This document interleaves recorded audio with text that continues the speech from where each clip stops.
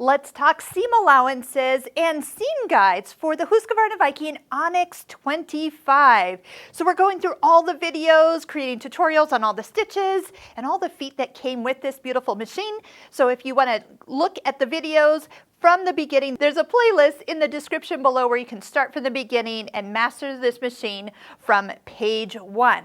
As we talk seam allowances, you're going to find there are lines on the throat plate, both in metric and in inches.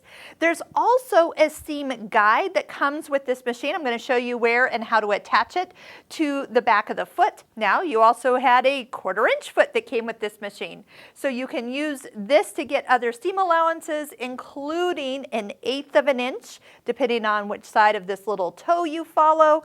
There's all sorts of ways. Now, before we get started, one of the things that you do need to realize that when you're on a straight stitch, I'm usually around a 2.5 stitch length when I'm just doing my basic straight stitches. That's a place to start. Is you do need to have your stitch width dial set at 0. Now the reason for this is between 0 and 6, if you watch the needle, it's currently moving from the center needle position all the way to the far left needle position. So when you really need to be fine-tuned on your seam allowances, you need to be measuring or have the needle from the center mark. So right here at 0, do you see that little oval with a dot in the center? That indicates your needle's in the center needle position. Everywhere in between here is somewhere this direction. And also, all the way at 6, you see that little oval with the dot all the way to the left, indicating your needle's at the far left position. So just make sure if any little fingers have come to visit your sewing machine that you have returned things kind of back to go before working off the seam allowances marked on your machine. So as you work with any of the lines, again, just lining your fabric up to it, you can add the seam guide on, and it almost makes it so you have like training wheels. So as you guide your fabric along the line you want to follow, it keeps it nice and straight. To attach the seam guide, you're going to find there's a slot in the back, and you're going to see kind of where it comes out of, but you also notice that I didn't have to unscrew anything.